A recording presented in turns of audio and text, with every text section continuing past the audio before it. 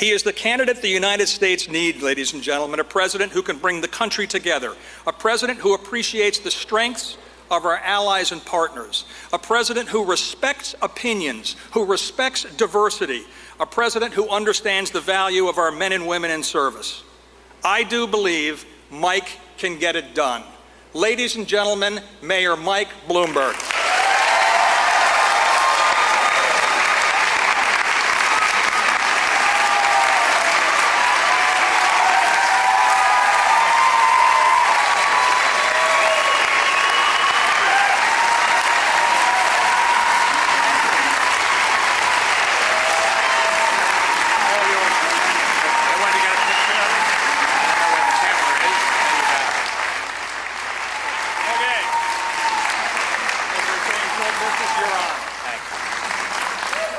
Sit, please.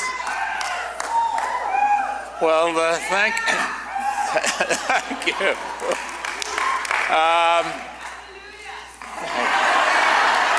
It's the first time somebody's done that. Thank you. Thank you, Secretary Spencer, and for your service and your leadership and your integrity.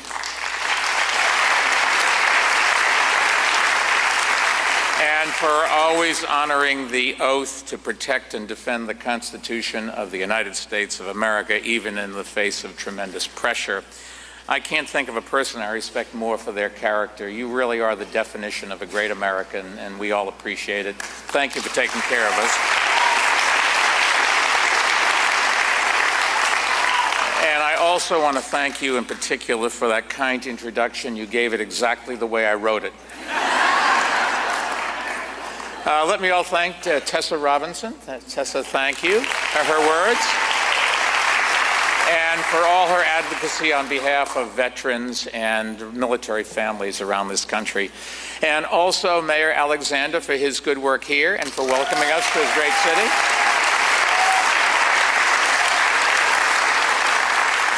I'm glad to be back here in Norfolk and to be standing by the USS Wisconsin, which helped protect America's freedom from World War II through the first Gulf War.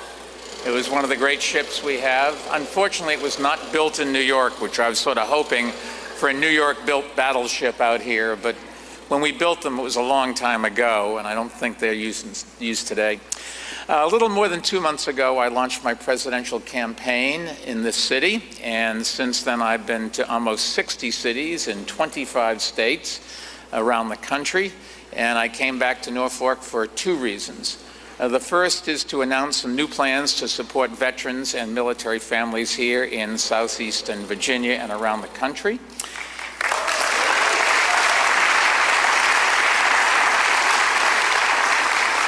I won't get into all of the details, but you can rest assured that our administration will help more veterans launch small businesses.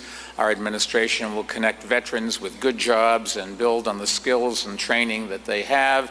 And our administration will strengthen the VA to better serve those who need it.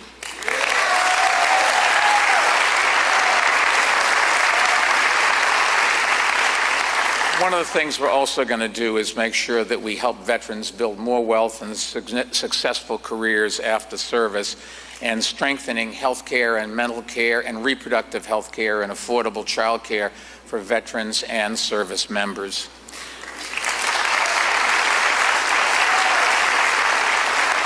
Another critical issue is to ensure that veterans facing hardships have a roof over their heads, and you can be sure that one of my first priorities to do that will be, as it was when I was mayor, make sure that housing is available to those that need it. The second reason why I'm here in Norfolk is to do something about veterans, that veterans and military families know a lot about, and that is leadership, and that's really what I want to talk about today. And the more serious the discussion, the more important leadership really is. And there's nothing more serious than decisions that involve the lives of men and women in uniform. Now, most presidential candidates talk about helping veterans who have served, and that's critically important. But most don't talk at all about how, if they were commander-in-chief, they would lead those who are still serving. They don't talk about what makes for a successful leader and an effective decision maker, even though those are the most important qualifications for the job. Most candidates for president don't talk about these skills and qualifications because they don't have them. They don't have any experience leading large organizations or making hard decisions. And most of them are legislators, not executives. Lawmaking is important, but it requires a different set of skills than running a business or a large branch of the military. Executive leadership positions involve much more problem solving and team building. And fundamentally, they are not about talking, they are about making decisions and supporting staff and holding everyone up and down the chain accountable for accomplishing the mission. We all know the hardest decisions a president has to make are those that put Americans in harm's way. Those are decisions that must never be taken lightly or without broad consultation with senior military and civilian national security advisors. But they are not the only hard decisions that presidents must be prepared to make. The president must also decide in this day and age how to respond to a terrorist attack or a natural disaster, how to prepare for to combat a global pandemic like the coronavirus that threatens to become one, how to respond to aggressive foreign powers who are using unconventional weapons, including cyber weapons and disinformation campaigns, to disrupt our society and sow discord here. In any situation, leaders always have to work with imperfect and limited information.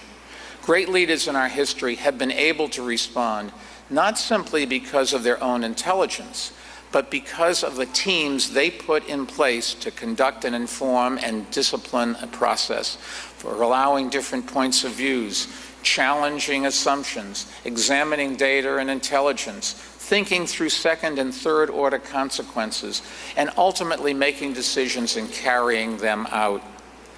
Great leaders know how to separate what is important from what is not. They know how to define priorities and keep the focus on them, and not to be distracted or diverted from things that really don't matter.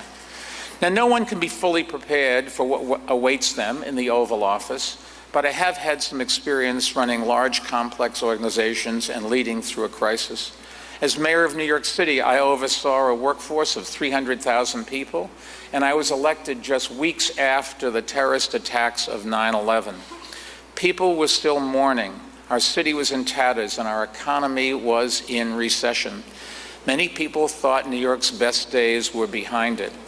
But I'm happy to say we came together. We consulted widely. We hired a diverse, talented, and experienced staff, and we developed strategies to rebuild the city while also working to stop any future attacks. We worked in collaboration with the White House, the Department of Justice, Homeland Security, and the intelligence community to keep New York safe. Over our 12 years in office, the NYPD and our federal partners helped prevent something like 15 terrorist attacks. At the same time, we created processes and systems for dealing with pandemic flus, hurricanes, and other natural disasters, as well as economic downturns. Throughout my career in building a business, from scratch into a company with 20,000 employees, and in running the city for 12 years, I've worked to bring people together, to tackle big challenges, and I've always put a premium on teamwork, because success doesn't come from one person working alone. Success comes from building a team, making informed decisions, and then getting everyone to work together and row in the same direction.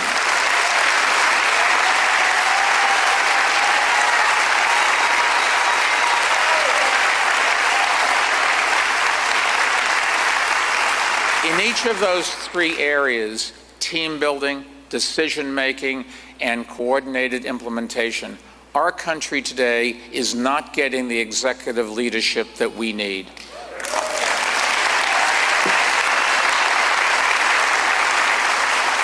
So I'd like to try to explain how I will be a different kind of leader in each of those areas. Let's start with team building, and I'll just tell you a quick story. Ever since FDR, reporters have written stories about elected officials' first 100 days in office. They're obsessed with it. Usually those are just a laundry list of accomplishments. After my first few months in office, reporters wanted to write a 100-day story about our administration.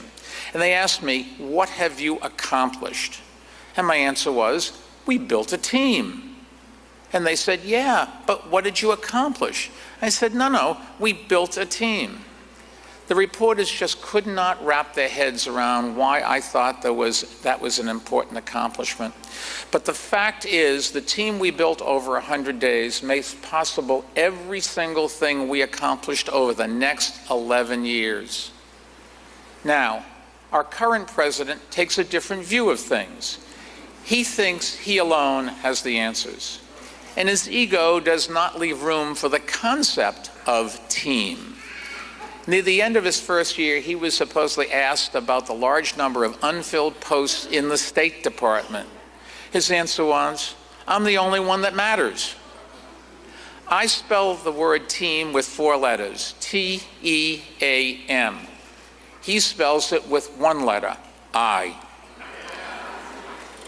When he accepted his nomination at the Republican convention, he painted a picture of America as a lawless hellscape and said, quote, "I alone can fix it," end quote. A real leader would never say those things. It's what's called a cult leader that would say. And the president seems to view the Republican Party as a cult that will defend anything he does or says, no matter how lawless or reckless.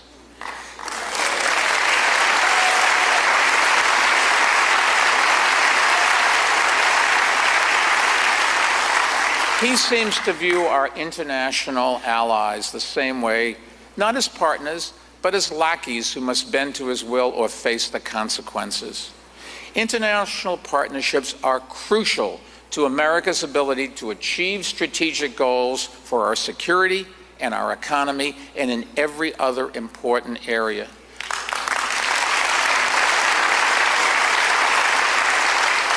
One of America's great strategic advantages is that we have strong allies, great allies. Our adversaries do not have them.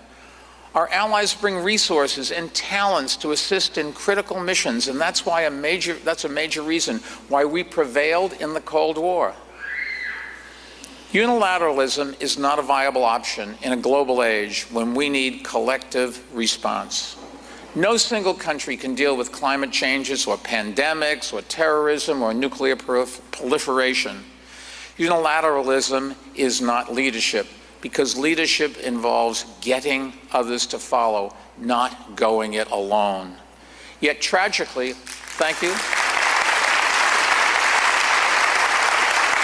Yet tragically, our president has even turned his back on our allies on the battlefield, as he did when he went against the advice of military leaders and withdrew from Syria, and abandoned our Kurdish allies who Americans had fought and died alongside. The message he has sent to our allies could not be clearer. You can't count on America anymore. Our friends should always know, however, that they can count on us to have their backs. But the sort of unpredictability we are seeing increases the odds others will see nuclear weapons as essential for their security, or they will simply appease a more powerful neighbor. It is hard to imagine a more dangerous trend, and we cannot let it continue.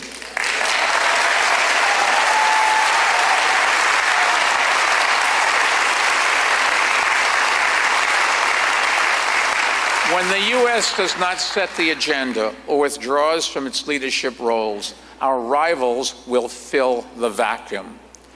That is not good for our strategic interests or for the democratic values that we have always championed. The international community looks to America for leadership. When we don't define the basic rules and norms and limits, and when the president acts on impulse rather than reason, the consequences can be horrendous. And when we ignore threats for political purposes, like the growing threat from climate change, the world becomes an ever more dangerous place.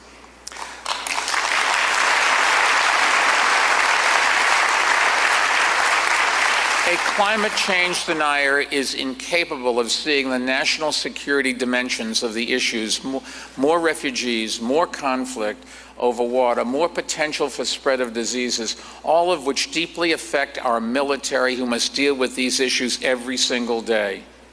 Walls won't help us address those challenges, but allies will.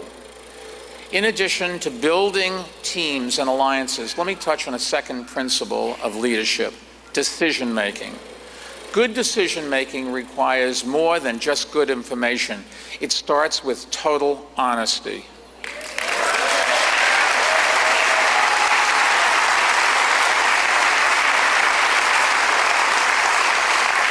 It is essential to have people who will tell the emperor that he or she is not wearing clothes, and who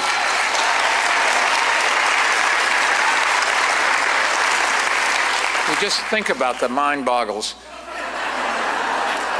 and who will push back when they disagree. That's the kind of people I hire. If they think I'm wrong, they don't hesitate to tell me. Repeatedly, I can assure you. Sure, it may annoy me, but we don't want to get things wrong. And surrounding yourself with a bunch of yes people is the surest way I know to fail.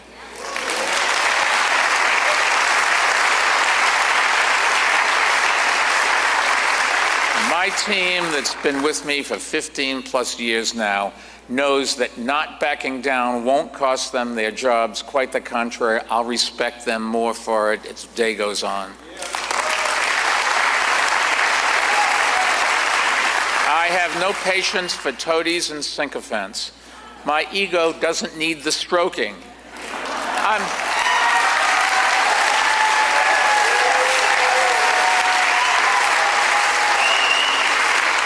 I hate to break this to you, but I'm not insecure about who I am.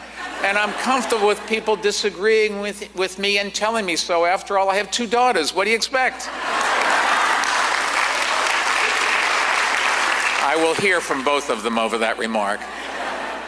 But dare disagree with President Trump, and he can call you a member of the deep state or fake news, and he'll bring up some other dangerous conspiracy theory. Or more likely, he'll just subject you to insults and name-calling.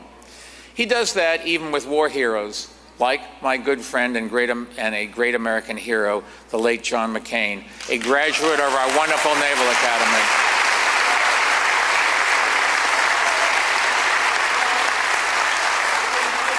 President Trump just can't abide strong, independent thinkers. And worst of all, he often sides with adversaries and outsiders against his own team. When the president places more faith in what he is told by Vladimir Putin than by his own director of national intelligence, that's a prescription for disaster.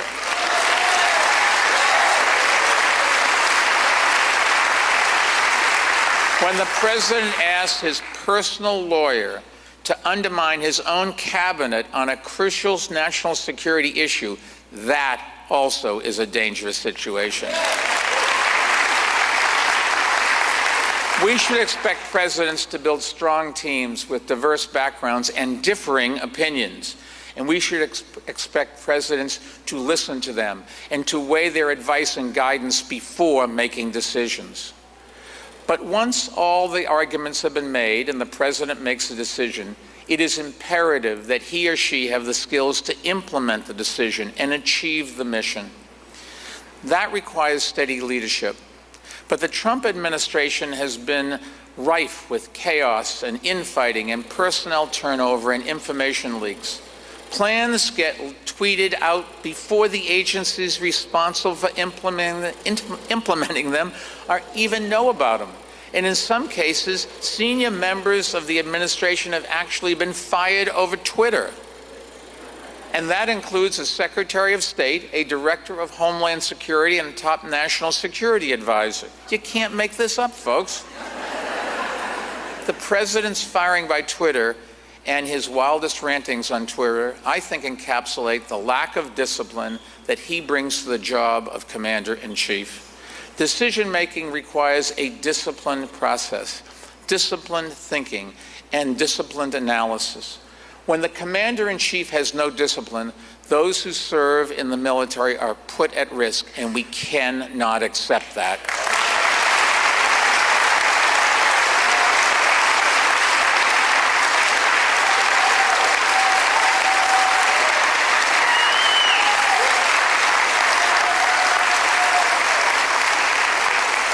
Building strong teams, making deliberate and informed decisions, and implementing plans and strategies effectively. Those are the critical elements of leadership. But to be successful, all of that work requires a common element: character. George Washington said, quote, "Good moral character is the first essence in a person," unquote. All of our great presidents understood that. All have viewed honor and integrity as hallmarks of their lives and their presidencies. The Commander-in-Chief leads America, and America still leads the world. The example the White House sets can be a powerful source of influence in the world for better or worse. And sadly, increasingly, it is for the worse. It's in a dangerous and unpredictable world. We need steady and dependable leadership in the White House. We need a leader who will respect facts and data and accept advice.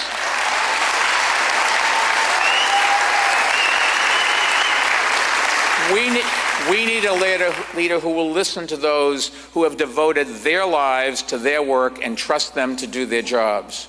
We need a leader who understands that loyalty is a two-way street and that international alliances are essential. Over the last century, many ships that helped fight the wars were built right here and launched in Norfolk. But Norfolk's contribution to American power has been so much more than just gunpowder and steel. That's because our country's greatest source of might is not our battleships, not our cruisers, not our tanks and planes, but the values and principles that have always charted their course. The Commander-in-Chief must champion and fortify those values, and that has been true ever since our nation's founding. Norfolk has played an important role in that tradition. One of the ships that sailed from here was the USS Tuscaloosa. FDR made some of his most important decisions aboard that ship, including the difficult decision to lend military supplies to our allies. The ship later accompanied him to Newfoundland, where he joined Winston Churchill to sign the Atlantic Charter. The Charter outlined our strategy for winning the war and establishing a new era of peace, a strategy based on principles that he called the four freedoms: freedom of speech, freedom of religion, freedom from fear, and freedom from want. Other countries noticed, and after the war, those four freedoms helped inspire an era of unprecedented cooperation. If I have the great honor to serve as Commander-in-Chief, I give you my solemn word that I will restore our commitment to international cooperation.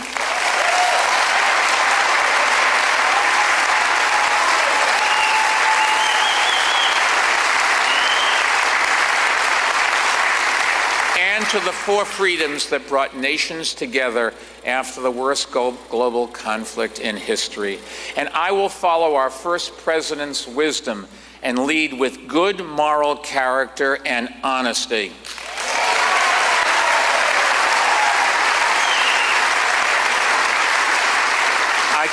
I can't begin to express the admiration I have for the men and women who put their lives on the line to defend our freedoms.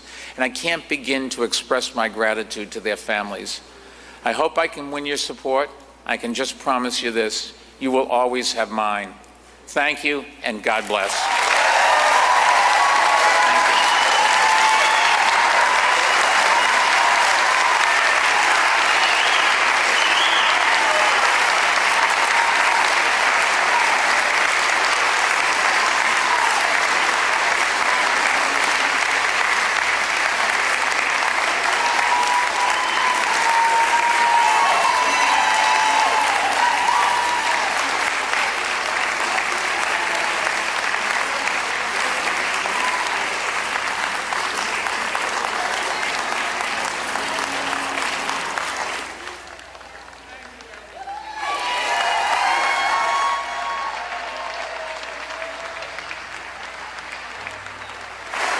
Just remember, you have a great American right here in Spencer.